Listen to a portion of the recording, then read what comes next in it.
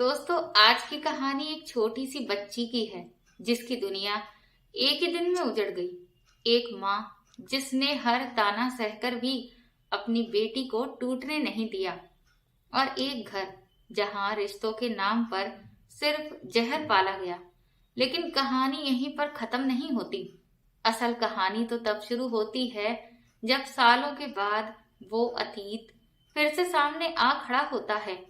एक ऐसी रात जहां जश्न भी होगा और चीखें भी। एक ऐसा सच जो किसी की इज्जत बना सकता है और किसी का सब कुछ छीन सकता है। और उस रात एक शख्स आएगा जिसे देखकर सबके चेहरे का रंग उड़ जाएगा। कौन है वो? क्यों लौट रहा है अतीत? और क्या होने वाला है उस घर में? जानने के लिए कहानी अंत तक जरूर देखना, क्योंकि सच उतना आसान नहीं है जितना कि दिखता है। मेरा नाम अहाना है और मैं अपनी माँ बाप की इकलौती औलाद थी। मेरे पापा और मेरे ताऊ जी दो भाई थे। पापा छोटे होने की वजह से ताऊ जी की बहुत इज्जत करते थे। ताऊ जी ने पूरी जिंदगी ऐश के साथ गुजारी, जबकि मेरे पापा बाबा के खत्म होने के बाद तुरंत ही कमाना शुरू कर चुके थे। बाबा की वो दुकान जो उन्होंने बहुत मेहनत से बनाई थी, उसमें मेरे पापा का खून पसीना और मेहनत भी शामिल थी। इसी दुकान से हमारा और ताऊ जी का घर चल रहा था। हम लोग एक ही घर में रहते थे। ताऊ जी के 3 बच्चे थे, जबकि मैं अपने माँ बाप की इकलौती औलाद थी। तुम सारा दिन दुकान पर इतनी मेहनत करते हो और तुम्हारा बड़ा भाई घर पर रहकर ऑर्डर चलाता है। मुझे ये नाइंसाफी बर्दाश्त नहीं है। एक रात माँ ने पापा के थके हुए कंधे दबाते हुए शिकायत की, तुम औरतें तो बस ऐसे ही सोचती हो। बड़ा भाई बाप की जगह पर होता है और ये दुकान भी पिताजी की ही निशानी है। हम सबका इस पर बराबर का अधिकार है।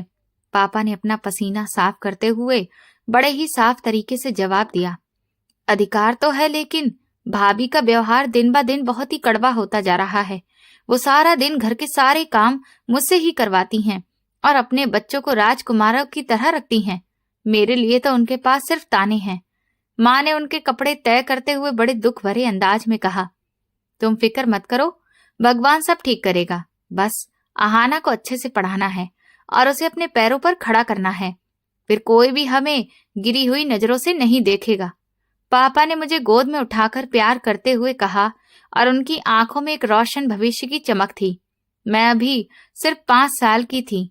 वो दिन मेरी जिंदगी में मैं कभी नहीं भूल सकती, जब मेरे पापा मुझे हमेशा के लिए अनाथ छोड़कर इस दुनिया से चले गए। पापा की मोटरसाइकिल का एक ट्रक से एक्सीडेंट हो गया था, जहां उन्होंने ऐन मौके पर ही दम तोड़ दिया था। उसी दिन से हमारी जिंदगी के सबसे बुरे दिन शुरू हो गए थे। हाय भगवान, मेरा सुहाग उजड़ गया। मैं तो लुट गई। मेरी बेटी अनाथ हो गई। मेरे पापा की डेड बॉडी के पास मेरी माँ दहाड़े मारकर रो रही थी और उनकी चीख दिल चीर देने वाली थी। बस करो अब, तुम कितना रोओगी? जो भगवान की मर्जी है वही हुआ। अब तुम्हारा रोना उन्हें वापस तो नहीं ले आएगा। ताई जी ने बड़े ही ठंडे अंदाज में माँ को तसल्ली दी, जिसमें हमदर्दी की कोई भी झलक नहीं थी। भाभी, मेरे तो सर की छत ही छिन गई। मेरी तो दुनिया में अंधेरा हो गया। अब इस जालिम दुनिया में मेरा और मेरी मासूम बच्ची का कौन है? माँ ने ताई के पैरों में गिरकर रोते हुए कहा, अरे हम लोग हैं ना, और इसके ताऊ जी भी तो हैं आहाना के। इस बच्ची को कोई सड़क पर थोड़ी ना छोड़ देंगे। तुम अब बस शांत रहो और तमाशा मत करो, ताई जी ने ठंडे अंदाज में कहा। लेकिन उनकी नजरों में मेरे पापा के जाने का कोई दुख नहीं था। उनके शब्दों में जो हमदर्दी थी वो पापा के साथ ही चली गई थी।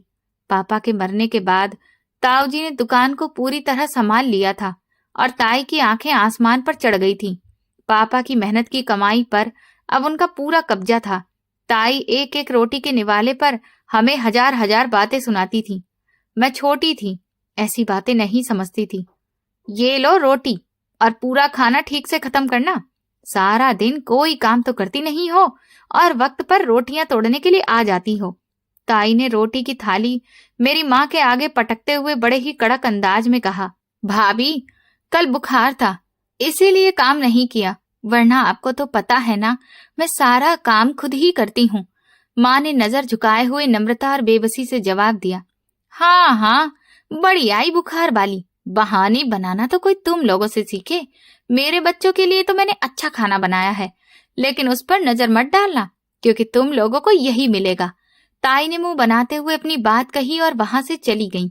मैं ताई के बच्चों को स्वादिष्ट खाना खाते हुए देखती तो वही खाना खाने की जिद करने लगती। माँ, मुझे भी वही खाना है जो उर्वशी दीदी खा रही है, मुझे ये दाल नहीं खानी। मैंने रोते हुए दाल की प्लेट पीछे कर दी और मुट्ठी बंद कर ली। मेरी बेटी, भगवान हमें भी देगा, तुम अभी यही खा लो, इसमें भी बहुत स्वाद है, देखो मैं भी तो खा रही हूं ना। माँ ने अपने आंसू पोंछते हुए मुझे जबरदस्ती वो रोटी खिलाने की कोशिश की और उनके हाथ कांपने लगे। नहीं, मुझे वही खाना खाना है, ताई ने उनको दिया है लेकिन हमें क्यों नहीं दिया, मैं भी तो उनकी बेटी हूं ना। मैं जमीन पर लेटकर जिद करने लगी और चिल्लाने लगी। चुप कर जा आहाना, क्यों मेरी मुश्किलें बढ़ा रही हो, मैं कहाँ से लाऊं तुम्हारे लिए वो सब कुछ, मेरे पास कुछ भी नहीं है। माँ आखिरकार फूट फूट कर रो पड़ी और मुझे सख्ती से अपने सीने से लगा लिया। ताई की बेटियां अच्छे अच्छे कपड़े पहनती थीं, तो मैं भी माँ से जिद करती कि मुझे भी ऐसे कपड़े चाहिए। माँ देखो, उर्वशी दीदी ने कितनी अच्छी फ्रॉक पहनी है, कितनी खूबसूरत गुलाबी है, मुझे भी ऐसी ही फ्रॉक दिलाओ। मैंने माँ के पल्लू को खींचते हुए जिद की। बेटा, वो बड़े लोग हैं, उनके पास पैसे हैं, हमारे पास पैसे नहीं हैं। मैं तुम्हें दिवाली पर जरूर नए कपड़े दिलाऊंगी, बस अभी तुम शांत रहो। माँ ने मेरे माथे पर हाथ फेरते हुए मुझे तसल्ली दी। आप हमेशा झूठ बोलती हो माँ, आप मुझे कभी नहीं दिलाती हो, पापा होते तो मुझे रोज नई फ्रॉक दिलाते, आप गंदी हो। मैं रोते हुए वहां से भाग गई और माँ को अकेला छोड़ दिया। मेरी बातें मेरी माँ के कलेजे को काट कर रख देती थी। धीरे धीरे ताई ने ताऊ जी के दिल में हमारे लिए और ज्यादा नफरत भर दी थी। हर रात वो धीरे धीरे हमारे खिलाफ जहर उगलती थी। सुनिए, ये आपकी जो लाडली भाभी है ना, और उसकी जो बेटी है, उनका बोझ अब मुझसे उठाया नहीं जाता, इन लोगों को घर से निकाल दीजिए। ताई ने एक रात ताऊ के कान भरने शुरू किए और उनका अंदाज बहुत ही जहर से भरा था। तो क्या करूं उनका, बताओ, मेरा भाई मर गया है, क्या उन्हें घर से निकाल दूं? मोहल्ले वाले क्या कहेंगे, मेरी नाक कट जाएगी। ताऊ ने परेशान होते हुए जवाब दिया, लेकिन उनके इरादे भी डगमगाने लगे थे। लोग हमें रोटी खिलाएंगे क्या? सारा दिन ये औरत पड़ी रहती है और इसकी वो बच्ची मेरे बच्चों के कपड़ों और खाने पर नजर रखती है। दुकान की कमाई इतनी नहीं है कि इनका भी खर्च उठाया जा सके। ताई ने गुस्से से चिल्लाते हुए कहा और फैसला सुनाने वाले अंदाज में बोली, उन्हें कहो कि अपना रास्ता कहीं और देखें, कब तक हम लोग उनका बोझ उठाते रहेंगे? कोई भी भाई अपने भाई की विधवा को सारी जिंदगी बैठकर नहीं खिला सकता। ताई ने आखिरी वार किया, जिसने ताऊ के जमीर को हिलाकर रख दिया। और फिर वो दिन आ गया जब ताऊ ने सब कुछ छीन कर मुझे और मेरी माँ को घर से निकाल दिया। तुम्हें शर्म नहीं आती? सारा दिन मेरी पत्नी के सर पर चढ़कर बैठी रहती हो और काम चोरी भी करती हो। तुमने इस घर को नरक बनाकर रख दिया है। ताऊ जी ने सुबह सुबह ही माँ पर चिल्लाना शुरू कर दिया और उनकी आंखों में दहशत उतर आई। भैया, मैंने क्या किया है? मुझसे कोई गलती हो गई हो तो मुझे माफ कर दीजिए, लेकिन भगवान के लिए सुबह सुबह गुस्सा मत करिए। माँ ने डरते हुए हाथ जोड़ दिए और वो बुरी तरह से कांप रही थी। गलती की बात नहीं है, अब मेरा गुजारा नहीं हो पा रहा है इस दुकान की आमदनी से। मैं अपने बच्चों का पेट भरूं या फिर तुम दोनों का, मेरा तो दिवाला निकला जा रहा है। उन्होंने बेरहमी से माथे पर बल डालते हुए कहा, भैया, वो दुकान तो मेरे पति और ससुर जी ने मिलकर बनाई थी ना, उसमें उनका भी खून पसीना शामिल है, हमारा भी तो कुछ हिस्सा होगा ना। माँ ने पहली और आखिरी बार अपने अधिकारों के लिए आवाज उठाई और सीधी खड़ी हो गई। कौन सा हिस्सा? कैसा हिस्सा? वो दुकान मेरे नाम पर है और उसका सारा माल भी मेरा है। तुम दो कौड़ी की औरत होकर मुझसे हिसाब मांगने की हिम्मत कैसे कर रही हो? वो गुस्से से पागल हो गए और उनका चेहरा लाल हो गया। तो अगर इतनी ही जुबान चलानी है और अधिकार मांगने हैं तो अभी के अभी मेरे घर से निकल जाओ, अपना ये कचरा उठाओ और दफा हो जाओ यहाँ से। ताऊ जी ने माँ का बाजू जोर से पकड़ा और उन्हें दरवाजे की तरफ धक्का मार दिया। भगवान के लिए ऐसा जुल्म मत करिए, मैं छोटी सी बच्ची को लेकर कहाँ जाऊंगी? मेरा तो इस दुनिया में और कोई सहारा भी नहीं है, मुझे सड़क पर मत भेजिए। माँ ताऊ जी के पैरों में गिरने लगी। ये मेरी प्रॉब्लम नहीं है, जा कहीं भी जाकर भीख मांगो और जो मर्जी हो वो करो, लेकिन बस मेरे घर से निकल जाओ। मुझे तुम्हारी ये मनहूस शक्ल नहीं देखनी है। ताऊ जी ने माँ को जोरदार ठोकर मारी और फिर वहां से चले गए। ताई जी दरवाजे पर खड़ी तंज भरी मुस्कान के साथ मुस्कुरा रही थीं और उनके चेहरे पर जीत की चमक थी। बड़ी आई, दुकान में हिस्सा मांगने वाली। चल दफा हो जाए यहाँ से, और दोबारा इस गली का मुंह भी मत देखना, वरना तेरी टांगे तोड़ डालूंगी। ताई जी ने हमारा सामान एक थैली में डालकर बाहर सड़क पर फेंक दिया। हमें धक्के मारकर घर से निकाल दिया गया। मेरी माँ मुझे गोद में उठाए सड़क पर खड़ी रो रही थी। माँ ने अपने आंसू साफ किए, मुझे सीने से लगाया और अपना पुराना थैला उठाकर एक तरफ चल पड़ी। माँ, हम लोग कहाँ जा रहे हैं? क्या हम लोग वापस घर नहीं जाएंगे? मेरे खिलौने अंदर रह गए हैं। मैंने मासूमियत से माँ के चेहरे की तरफ देखते हुए पूछा। नहीं बेटा, अब हमारा घर नहीं रहा। अब हम अपने नए घर जाएंगे जहां हमें कोई नहीं डांटेगा। माँ ने गहरी सांस लेते हुए कहा। मेरी माँ मुझे लेकर ननिहाल चली गई। ननिहाल में एक मामा थे जो मेहनत मजदूरी करते थे। देखो बहन, मैं एक गरीब इंसान हूँ, दिहाड़ी मजदूर हूँ। आज मिलता है तो कल नहीं मिलता। अपने बच्चों का पेट ही मुश्किल से पाल रहा हूँ। तुम दोनों का बोझ मैं कैसे उठाऊंगा? मामा ने माँ को देखते ही अपनी मजबूरी सामने रख दी और उनके अंदाज में रूखापन भी था। भैया, मैं तुम पर बोझ नहीं बनूंगी, बस मुझे सर छुपाने के लिए थोड़ी सी जगह दे दो। मैं खुद मेहनत मजदूरी कर लूंगी, अपना खर्चा खुद उठा लूंगी। माँ ने प्रार्थना भरी नजरों से मामा की तरफ देखते हुए गिड़गिड़ाकर कहा। हमारे पास कौन सा महल है? एक ही तो कमरा है, उसमें हम रहें या तुम लोगों को रखें? महंगाई ने तो वैसे ही कमर तोड़ रखी है। मामी ने नफरत से मुंह बनाते हुए कड़क अंदाज में कहा। माँ को ये सब अच्छा नहीं लगता था, लेकिन मजबूरी इंसान से सब कुछ करवा देती है। उनके अपने भी बच्चे थे, इसलिए माँ ननिहाल में रहने लगी, जो कि घर तो मेरे नाना का ही था, लेकिन बिल्कुल छोटा, एक कमरे का बना हुआ। जो घर पहले माँ ने किराए पर दिया हुआ था, लेकिन अब हम उसमें रह रहे थे। तुम यहाँ रह सकती हो, लेकिन इसका किराया तुम्हें हर महीने देना पड़ेगा और अपना खाना पीना भी खुद ही देखना होगा। मुझसे कोई उम्मीद मत रखना। मामा ने चाबियां माँ के हाथों में रखते हुए बड़े ही सख्त और बेदर्दी से कहा। मैं जानती हूँ भैया, मैं आज से ही काम की तलाश शुरू कर दूंगी। तुम फिक्र मत करो, तुम्हें महीने के महीने पैसे मिल जाएंगे। माँ ने चाबियां लेते हुए एक फैसला किया और अपने आंसू अंदर ही पी लिए। कुछ समय के बाद मामा बीमार पड़ गए। उनसे अपने बच्चों का खर्चा उठाना ही मुश्किल हो गया था। आहाना की माँ, मेरा तो अपना ही बुरा हाल है, अब मैं मजदूरी भी नहीं कर सकता। तुम इस कमरे का किराया कब दोगी? मुझे पैसों की जरूरत है। मामा ने एक दिन खांसते हुए चारपाई पर लेटे लेटे माँ से पूछा। भैया, मैं कल से काम पर जा रही हूँ। मुझे बड़ी कोठी में बर्तन धोने और सफाई करने का काम मिल गया है। मैं जल्दी ही आपका सारा किराया चुका दूंगी। माँ ने जल्दी से जवाब दिया और उनके चेहरे पर परेशानी दिख रही थी। इस महीने माँ ने काम करना शुरू कर दिया और मेरा पेट पालने लगी। सुबह सुबह जब मैं गहरी नींद में होती, मेरी माँ उठकर दूसरे घर में जाकर झाड़ू पोछा करती और बर्तन मांजती थी।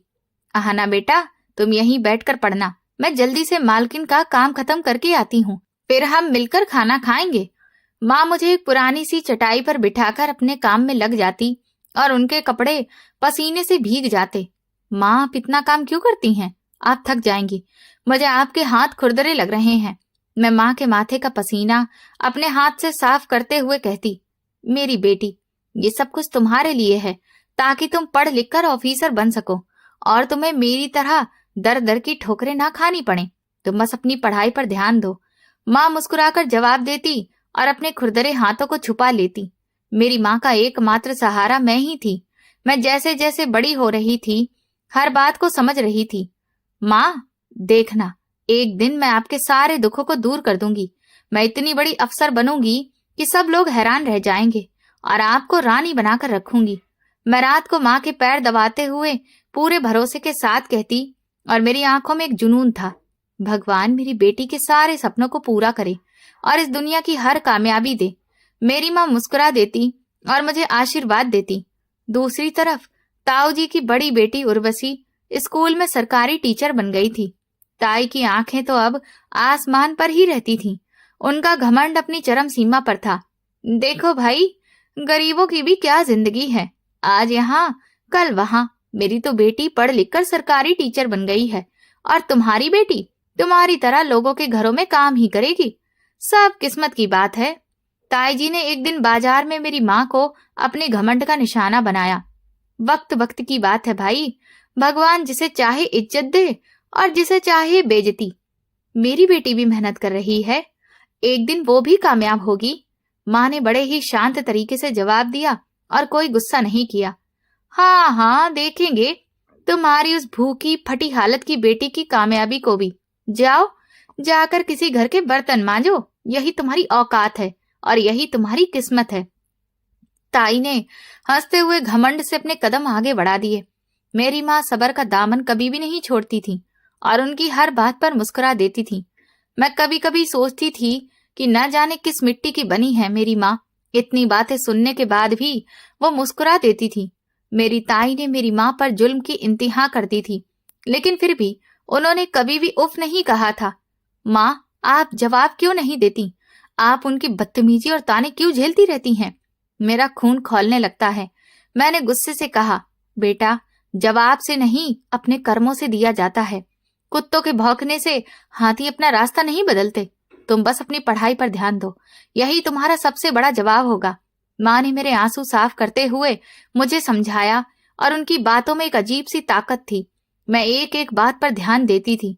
मेरी पढ़ाई जारी थी। मेरी माँ की मेहनत मशक्कत जब मैं देखती तो मेरा दिल चाहता कि मैं दिन रात मेहनत करूं और अपनी माँ को वो सब कुछ दूं जिसके लिए मेरी माँ आज तक तरस रही थी। बस यही सोच सोच कर मेरा और ज्यादा मेहनत करने को दिल करता। 12वीं के बाद मैंने कॉलेज में एडमिशन लिया और फिर यूनिवर्सिटी तक का सफर माँ की दिन रात मेहनत से तय हुआ। आहाना, रात के 2 बज रहे हैं, अब सो जाओ, कल सुबह कॉलेज भी तो जाना है। जाग जाग कर तुम अपनी आंखें कमजोर कर लोगी। माँ ने चाय का कप टेबल पर रखते हुए परेशान होकर कहा। बस माँ, थोड़ा और, कल मेरा एक बहुत जरूरी टेस्ट है। मुझे हर हाल में पोजीशन पानी है और स्कॉलरशिप भी लेनी है। मैंने किताब से नजर हटाए बिना जवाब दिया और अपने लक्ष्य पर टिकी रही। उधर ताऊ जी के घर के हालात बाहर से तो बहुत शानदार लग रहे थे, लेकिन अंदर से उर्वशी की नौकरी ने उनके दिमाग को पूरी तरह से खराब कर दिया था। वो बेईमानी से पैसा कमाने और टेबल के नीचे से पैसे लेने में भी बिल्कुल नहीं हिचकती थी। माँ, आज मुझे एक स्टूडेंट के पेरेंट्स ने अपने बच्चे को पास करने के 50,000 रुपए दिए हैं ताकि मैं उनके नालायक बेटे को पास कर दूं, और मैंने कर दिया है। उर्वशी ने एक शाम अपनी माँ को नोटों की गड्डियां दिखाते हुए बड़े ही गर्व और बेशर्मी से कहा। शाबाश मेरी बेटी, यही होती है ताकत और अकल। अब हम इस मोहल्ले के सबसे अमीर इंसान बनेंगे और सब लोग हमसे जलेंगे। ताई ने खुशी से वो पैसे अपनी मुट्ठी में दबा लिए और उनकी आंखों में लालच की चमक आ गई। मेरी माँ अपनी ईमानदारी की कमाई से खुश थी। मैंने कॉम्पिटिटिव एग्जाम देने का फैसला कर लिया था। ये मेरा और मेरी माँ का वो सपना था जिसे पूरा करने के लिए मैंने अपनी नींद खराब कर दी थी। माँ, मैंने पुलिस सर्विस के लिए एग्जाम दिया है। आप प्रार्थना करना कि मेरा एग्जाम निकल जाए और हम इस बेइज्जती की जिंदगी से निकल आएं। मैंने एक दिन माँ को खुशखबरी सुनाई। मेरा आशीर्वाद हमेशा तुम्हारे साथ है हाना, तुम जरूर कामयाब होगी। मुझे तेरी मेहनत पर पूरा भरोसा है। माँ ने मेरे माथे पर हाथ फेरते हुए कहा और उनके चेहरे पर एक सुकून था। और फिर मेरी मेहनत रंग लाई। मैंने एग्जाम काफी अच्छे नंबरों से पास किया और मेरी ट्रेनिंग शुरू हो गई। ये एक कठिन पड़ाव था, लेकिन जब भी मैं ठोकर खाकर गिरती मुझे अपनी माँ के हाथों के छाले याद आ जाते और मैं दोबारा पूरी ताकत से खड़ी हो जाती। मैं अब आहाना से deputy superintendent of police Aahana बन चुकी थी। मेरी वर्दी, मेरे कंधे पर लगे हुए सितारे मेरी और मेरी माँ की बरसों की बेइज्जती और कुर्बानियों का फल था। हे भगवान, तुम्हारा लाख लाख शुक्र है। तुमने मेरी बेटी को इतनी इज्जत दी और मेरी मेहनत का फल दिया। मेरी माँ की आंखों से खुशी के आंसू बह रहे थे। मैंने अपनी वर्दी पहनी और शीशे के सामने खड़ी हो गई और खुद से वादा किया कि अब किसी गरीब पर जुल्म नहीं होने दूंगी और इंसाफ के रास्ते में किसी भी रिश्ते को कभी रुकावट नहीं बनने दूंगी। मैंने अपनी टोपी सर पर रखी और ड्यूटी के लिए निकल पड़ी। मुझे पता नहीं था कि किस्मत ने मेरे लिए कैसा हैरान कर देने वाला प्लान बना रखा है और मेरा पहला ही बड़ा केस मेरे अपने ही अतीत से जुड़ा होगा। कानून की रखवाली और इंसाफ का वक्त करीब आ रहा था। ताऊ जी के घर में उर्वशी की तरक्की की पार्टी मनाई जा रही थी और ताई ने अपनी आदत के मुताबिक मेरी माँ को वहां पर बेइज्जत करने के लिए बुला रखा था।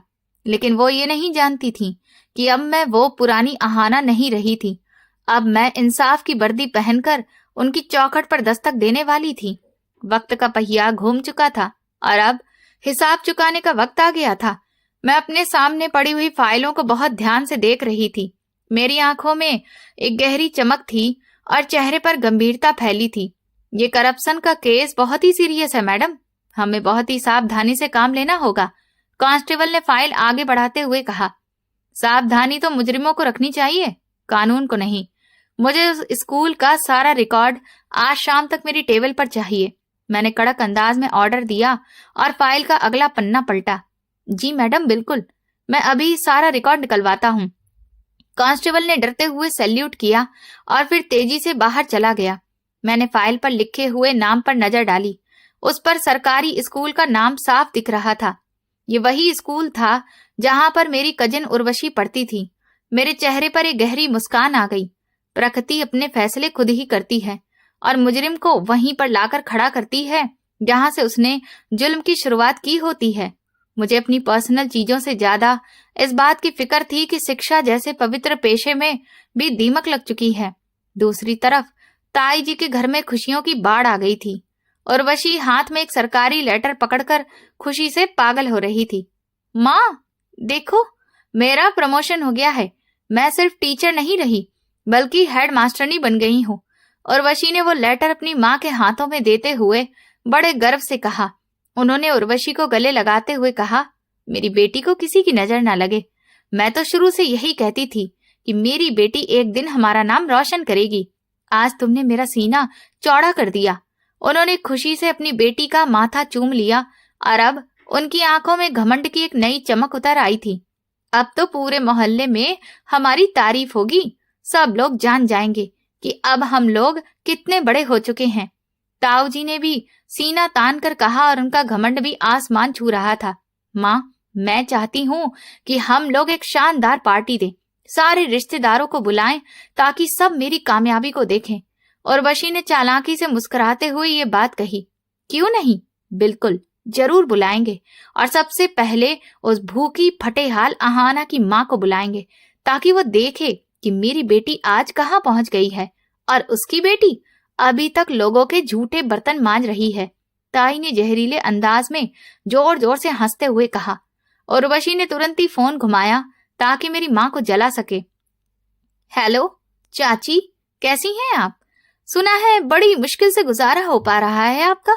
उर्वशी ने फोन पर बड़े ही घमंड भरे और तीखे अंदाज में बात शुरू की।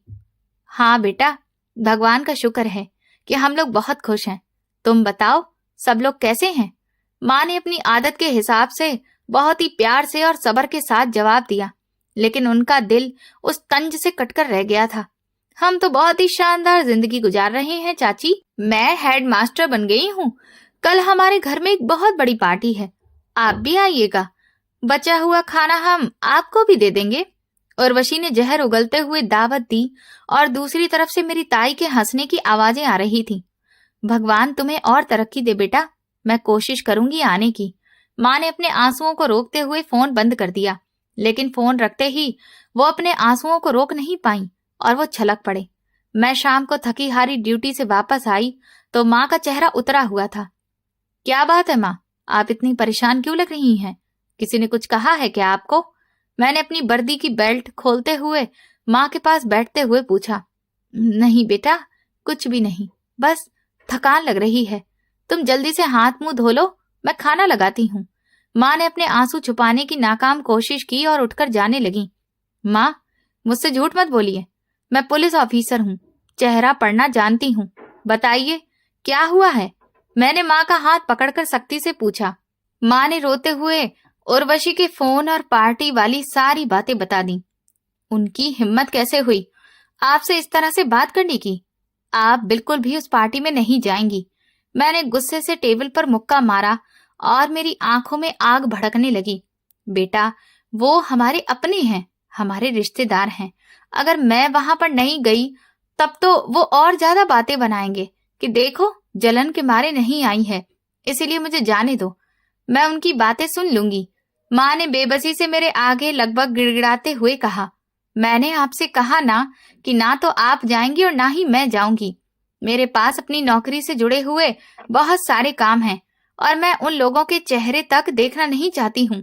मैंने 2 टूक शब्दों में मना कर दिया, क्योंकि मुझे उस स्कूल वाले करप्शन केस की फाइल को पूरा करना था।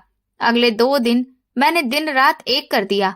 उर्वशी के स्कूल का सारा कच्चा चिट्ठा मेरे सामने था। सरकारी फंड में गबन, झूठी अटेंडेंस पर पैसे निकालना और गरीब बच्चों की स्कॉलरशिप को हड़प लेना, सारे सबूत मेरी टेबल पर मौजूद थे। उस क्लर्क को अंदर लेकर आओ जिसने ये फर्जी बिल बनाए हैं। मैंने कांस्टेबल को ऑर्डर दिया। एक कांपते हुए आदमी को मेरे सामने पेश किया गया। देखो राम बाबू, अगर तुम सच बोलोगे तो मैं तुम्हें सरकारी गवाह बना लूंगी, वरना तुम्हारी सारी जिंदगी जेल की सलाखों के पीछे ही गुजरेगी। मैंने उसकी आंखों में आंखें डालते हुए बड़े ही ठंडे और डराने वाले अंदाज में कहा, मैडम मुझे माफ कर दीजिए, मैं तो एक छोटा सा कर्मचारी हूँ। ये सब कुछ तो हेड मास्टरनी ने उर्वशी के ऑर्डर पर होता था। वही सारे फर्जी बिल बनवाती थी और पैसे खुद रख लेती थी। राम बाबू ने रोते हुए सारा सच उगल दिया और सबूत भी दे दिए। उसका बयान रिकॉर्ड करो और इसे लॉकअप में डाल दो। मुझे कोई भी कमी नहीं चाहिए इस केस में। मैंने फाइल बंद करते हुए कहा और मेरी आंखों में जीत की चमक थी। फाइल के पन्ने चिल्ला चिल्ला कर उर्वशी के काले कारनामों की गवाही दे रहे थे। उसने गरीब स्टूडेंट्स की आने वाली स्कॉलरशिप की रकम जाली बैंक अकाउंट में जमा कर रखी थी। स्कूल की मरम्मत के नाम पर लाखों रुपए का बजट निकलवाया गया था, लेकिन मौके पर एक ईंट तक नहीं लगी थी। ये सिर्फ एक करप्शन का केस नहीं था, बल्कि ये सैकड़ों बच्चों के भविष्य को खत्म कर देने का था।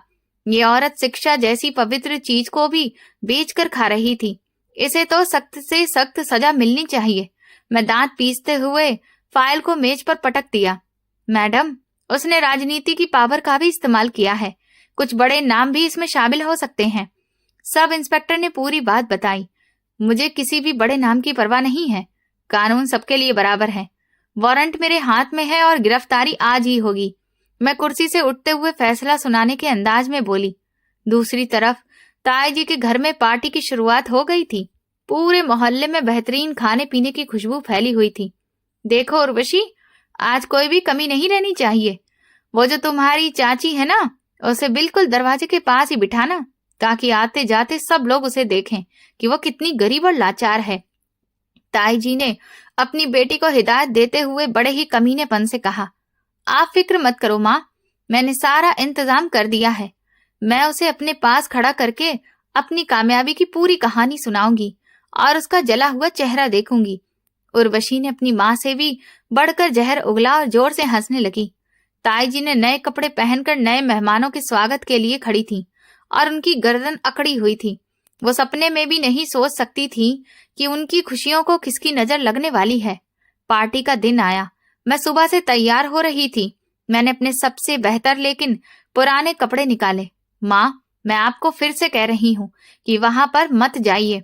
वो लोग आपकी बेइज्जती करेंगे और मुझे ये बिल्कुल भी बर्दाश्त नहीं है। मैंने अपनी ड्रेस पहनते हुए दोबारा से कहा, आहाना बेटा, रिश्तों को जोड़ना पड़ता है। उन्होंने बुलाया है तो जाना मेरा फर्ज बनता है। तुम अपनी ड्यूटी पर जाओ, मैं जल्दी ही वापस आ जाऊंगी। माँ ने अपने सिर पर पल्ला डालते हुए नरमी से जवाब दिया। माँ, आप क्यों नहीं समझ रही हैं? वो लोग हमें कभी भी इज्जत नहीं दे सकते हैं। उन्होंने हमें उस वक्त निकाला था जब हमें उनकी सबसे ज्यादा जरूरत थी। मैंने माँ का रास्ता रोकते हुए तीखे अंदाज में याद दिलाया, आहाना बेटा, वो वक्त और था। अब हमने खुद को संभाल लिया है। तुम इतनी बड़ी ऑफिसर बन गई हो, मुझे किसी से भी डर नहीं लगता। माँ ने मेरी वर्दी के सितारों पर हाथ फेरते हुए गर्व से कहा, डर की बात नहीं है माँ, बात इज्जत की है। मैं नहीं चाहती कि वो गिरे हुए लोग आप पर फिर से तानों के तीर चलाएं। आपका एक एक आंसू मेरे लिए बहुत कीमती है। मैंने माँ के हाथ पकड़ते हुए कहा और मेरा दिल बेचैनी से धड़क रहा था। मैं सिर्फ थोड़ी देर के लिए ही जाऊंगी, बधाई देकर फिर वहां से वापस आ जाऊंगी। तुम अपना काम करो और मेरी फिक्र मत करो। माँ ने जबरदस्ती मुस्कुराते हुए मेरा हाथ पकड़ा और फिर दरवाजे की तरफ चली गईं। मैं उन्हें जाती देखती रही।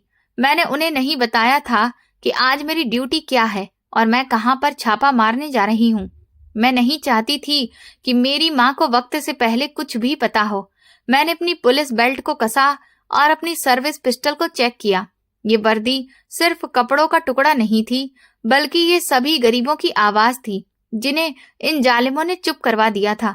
आज मैं सिर्फ एक पुलिस ऑफिसर नहीं थी, बल्कि मैं वही आहाना थी जिसे उसके ताऊ ने घर से धक्का देकर निकाला था। घर से निकलकर मैं सीधा थाने पहुंची। मेरी टीम पूरी तरह से तैयार थी।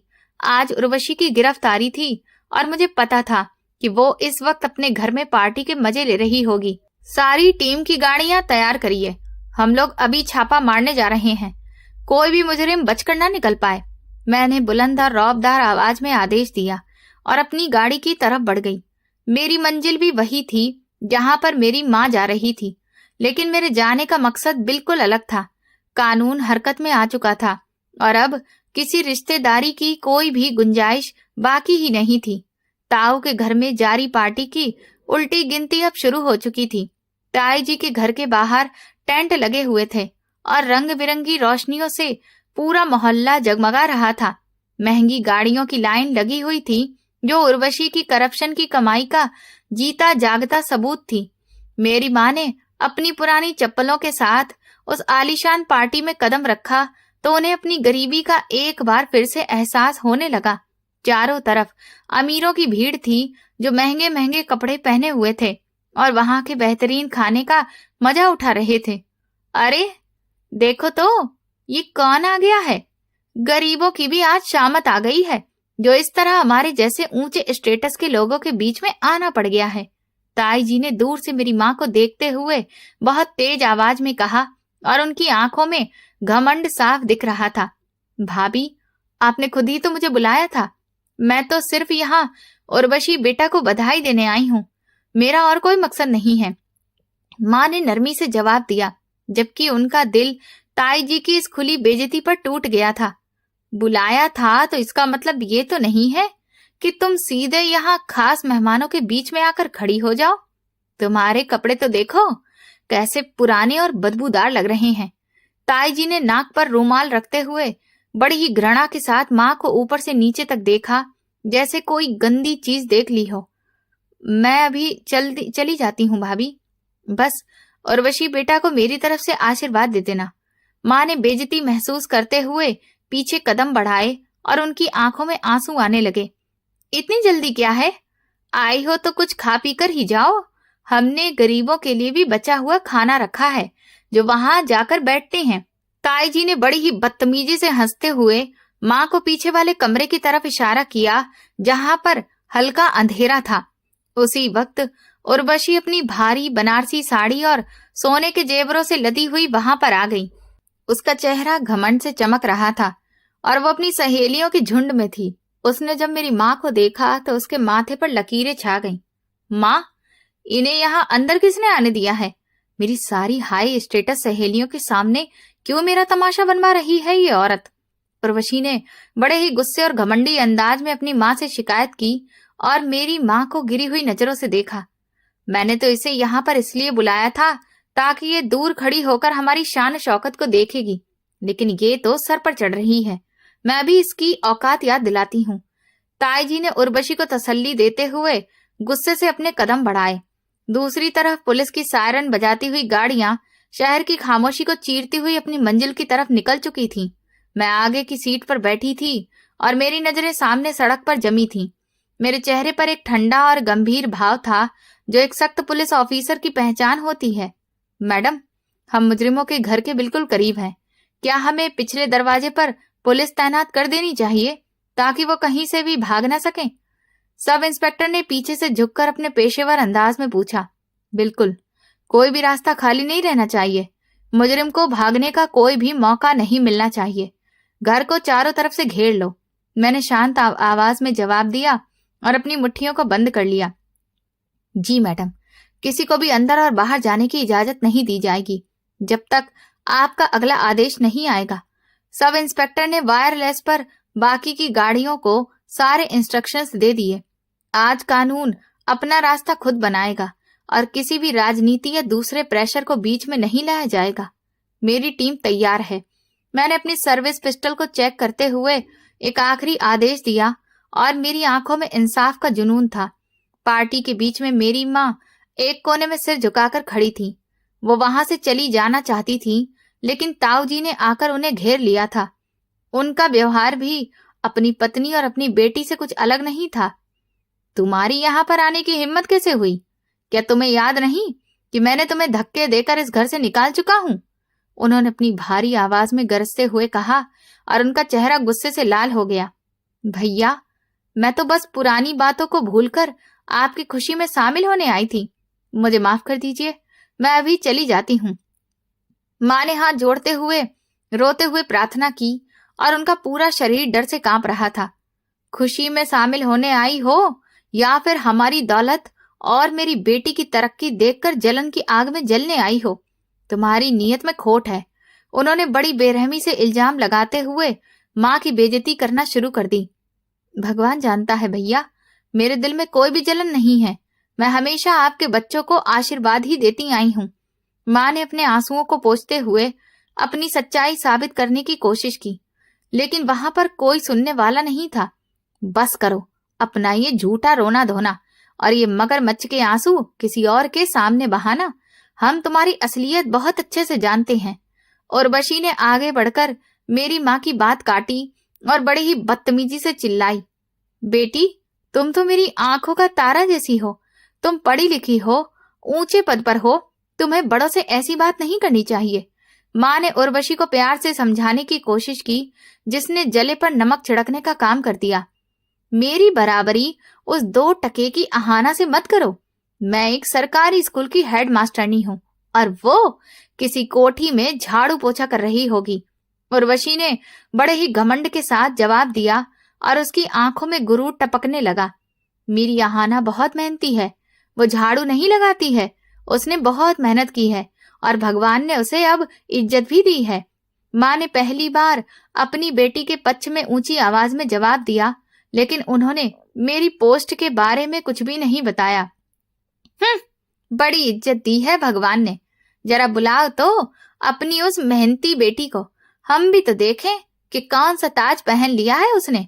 ताई जी ने तेज आवाज में हंसते हुए कहा, जिससे वहां पर खड़े हुए मेहमान भी माँ के ऊपर जोर जोर से हंसने लगे। ये वो वक्त था जब पार्टी में मौजूद सारे मेहमानों की नजर मेरी माँ पर ही टिकी हुई थी और वो सब ताई जी की हाँ में हाँ मिला रहे थे। मेरी माँ अकेली उन जालिमों के बीच में खड़ी हुई बेइज्जत हो रही थी। उन्होंने अपना पुराना बैग मजबूती से पकड़ा और दरवाजे की तरफ कदम बढ़ा दिए। रुक जाओ, कहाँ जा रही हो? अभी तो मैं तुम्हें तुम्हारी असली औकात पूरी तरह से याद नहीं दिलाई है। ताई जी ने तेजी से आगे बढ़ते हुए मेरी माँ का रास्ता रोका और उनकी आंखों में शैतानी चमक आ गई। मुझे जाने दीजिए भाभी, मैंने आपकी सारी बातें सुन ली हैं। अब मुझे और ज्यादा बेइज्जत मत करिए। मेरे सब्र का इम्तिहान मत लीजिए। माँ ने सिसकते हुए कहा और उनका बर्दाश्त जवाब दे गया था। तूने मेरी बेटी की खुशी में आकर मनहूसियत फैला दी है। अब मैं तुझे बताती हूँ कि तुझे यहाँ से किस तरीके से जाना होगा। ताई जी ने अपनी शैतानी सोच का दिखावा करते हुए मेरी माँ के कंधे पर जोरदार धक्का दे दिया। मेरी माँ का संतुलन बिगड़ गया और वो गिरते गिरते बची। उनके आंसू लगातार बह रहे थे और वो बेबसी की तस्वीर बन गई थी। पार्टी में मौजूद किसी एक इंसान ने भी आगे बढ़कर मेरी माँ को सहारा देने की कोशिश नहीं की। सब लोग खामोश तमाशबीन बनकर उस गरीब औरत की बेइज्जती को देख रहे थे। निकलो यहाँ से, तुम भूखी फटीचर औरत। यहाँ पर एक बदनुमा दाग हो। वैसे भी तुमने यहाँ आकर हमारी हाई सोसाइटी के लोगों के बीच में बहुत बेइज्जती करवा दी है। उन्होंने दोबारा से जोर से धक्का देते हुए तेज आवाज में चिल्लाकर कहा। मेरी गरीब माँ, जिसने लोगों के घर बर्तन मांज कर मुझे पाला था, ताई के उन जहरीले शब्दों को सुनकर फूट फूट कर आंसू बहाने लगी। उनका दिल इस बेइज्जती पर खून के आंसू रो रहा था और वो दरवाजे की तरफ गिरती पड़ती जा रही थी। उसी पल पुलिस की भारी गाड़ियों ने ताऊ के घर को चारों तरफ से घेर लिया था। गाड़ियों के ब्रेक लगने की भयंकर आवाज ने पार्टी की जमी हुई रौनक को एक पल के लिए मौत जैसी खामोशी में बदल दिया। पुलिस के भारी बूटों की आवाज दरवाजे की तरफ बढ़ रही थी। ये पुलिस यहाँ पर क्या कर रही है? हमारे घर के बाहर ये गाड़ियां क्यों रुकी हुई हैं? ताऊ ने घबराहट के मारे अपनी बेटी की तरफ देखते हुए पूछा और उनका रंग पीला पड़ गया। मुझे क्या पता कि ये सब क्या हो रहा है। ये जरूर इस मनहूस औरत के यहाँ आने का परिणाम है जो पुलिस आज हमारे दरवाजे पर आ गई। उर्वशी ने बौखलाहट में अपनी माँ का बाजू पकड़ते हुए कहा और उसकी आवाज कांप रही थी। मैं अपनी गाड़ी से उतरी। मेरी वर्दी पर लगे सितारे रोशनी में चमक रहे थे। मैंने एक नजर उस शानदार घर और वहां मौजूद लोगों पर डाली और फिर तेजी से मैं गेट की तरफ कदम बढ़ाने लगी जहां पर मेरी माँ को धक्के दिए जा रहे थे। मेरे पीछे मेरी पूरी पुलिस फोर्स पूरी तैयारी के साथ चल रही थी। ताई जी मेरी माँ को आखिरी धक्का देकर उसी दरवाजे से बाहर फेंकने ही वाली थी और मेरी माँ रोते हुए बाहर की तरफ गिरने वाली थी, लेकिन मैं दरवाजे पर थी। मैंने तुरंत ही आगे बढ़कर अपनी माँ का हाथ पकड़ लिया और उन्हें गिरने से बचा लिया। मेरी माँ ने आंसू भरी आंखों से मुझे देखा तो उनकी हैरत की इंतहा नहीं रही, क्योंकि मैं अपनी साधारण हालत में नहीं बल्कि पुलिस की यूनिफॉर्म में थी। मेरे कंधों पर चमकते सितारे मेरी ताकत की घोषणा कर रहे थे। मैंने अपनी माँ का हाथ मजबूती से पकड़ा और उन्हें अपने साथ लेकर सीधा अंदर चली गई। मेरे साथ पुलिस फोर्स भी आगे बढ़ी। पार्टी में मौजूद सैकड़ों मेहमानों की हंसी मजाक की आवाज एकदम रुक गई और हर तरफ सन्नाटा छा गया। मैं जैसे ही वहां पर पहुंची तो एक पुलिस वाले ने आगे बढ़कर बुलंद और तेज आवाज में कहा, हम इस उर्वशी को स्कूल में करप्शन के केस में गिरफ्तार करने के लिए आए हैं। ये सुनते ही पार्टी में मौजूद हर शख्स के चेहरे का रंग उड़ गया। ताऊ जी की बेटी उर्वशी, जो कुछ देर पहले घमंड से चमक रही थी, अचानक घबराहट का शिकार होकर अपनी कुर्सी से उठकर खड़ी हो गई और हकलाते हुए बोली, मैंने कुछ भी करप्शन नहीं किया है। तुम लोग झूठ बोल रहे हो। मैं एक सरकारी कर्मचारी हूँ। तुम लोग मुझे इस तरह से बेइज्जत नहीं कर सकते। उसके माथे पर पसीना चमकने लगा और उसकी टांगें डर के मारे कांप रही थी। लेकिन तभी पुलिस वालों के सामने मैं अपनी माँ का हाथ पकड़ते हुए पूरे कॉन्फिडेंस और रुतबे के साथ सामने आई और दिल चीर देने वाली आवाज में बोली, मेरे पास तमाम सबूत हैं और इस केस को मैं हैंडल कर रही हूँ, डीएसपी आहाना। मेरी ये बात सुनते ही ताऊ जी की नजर मुझ पर पड़ी तो मेरी यूनिफॉर्म और कंधों पर लगे सितारे देखते ही ताऊ जी हक्का बक्का रह गए। उनकी आंखें फटी की फटी रह गईं और उनके मुंह से एक शब्द नहीं निकल सका। वो इंसान जिसने घमंड के नशे में अपने सगे भाई की विधवा को धक्के मारे थे, आज उसी विधवा की बेटी के सामने मुजरिम बनकर खड़ा था। तभी ताई जी, जो अभी तक अपने घमंड की खुमारी में थी, गुस्से में आगे बढ़ी और मुझ पर चिल्लाते हुए बोली, तुम कौन होती हो मेरी बेटी को गिरफ्तार करवाने वाली? तुम्हारी औकात ही क्या है जो तुम हमारे घर में पुलिस को लेकर आ गई हो? ताई जी ने मुझे दबाने और धमकाने की कोशिश की, लेकिन उनका ये वार खाली गया। तब मैंने उनकी आंखों में आंखें डालकर एक भयंकर आवाज में वो बात कही जो बरसों से मेरे सीने में दफन थी, मुझे धमकाने की कोशिश मत करना, क्योंकि मैं अब वो बेबस लड़की नहीं हूं जिसे तुमने धक्के मार कर निकाला था। आज मेरे पास पावर भी है और कानून भी। इसके बाद मैंने अपना अंदाज और भी कड़क किया और कहा, ताई जी, आपको सुनाई नहीं दिया? मैं डीएसपी आहाना हूं और इस केस को मैं ही हैंडल कर रही हूं। गिरफ्तार कर लो इसे। मैंने अपने कांस्टेबल को ऑर्डर दिया, जिन्होंने तुरंत ही आगे बढ़कर उर्वशी के हाथों में हथकड़ियां लगा दी और उर्वशी के चिल्लाने और रोने की आवाज गूंजने लगी। ये नजारा देखकर ताई जी का सारा घमंड खाक में मिल गया। उनकी टांगों ने उनका बोझ उठाने से मना कर दिया। तभी ताऊ जी रोते हुए आगे बढ़े और कांपती हुई आवाज में बोले, मैं भगवान का इंसाफ होते हुए देख चुका हूँ बेटा। ताऊ जी ने अपने दोनों हाथ जोड़कर मेरे आगे खड़े हो गए और गिड़गिड़ाते हुए बोले, मुझे माफ कर दो बेटी और मेरी बेटी को बचा लो। इसे सजा हो जाएगी, हमारी सारी इज्जत मिट्टी में मिल जाएगी। भगवान के लिए अपने ताऊ जी पर दया करो। उनके आंसू चेहरे से बहते हुए नीचे गिर रहे थे। तभी मैंने उनकी तरफ गंभीरता और बिना किसी हमदर्दी के देखा।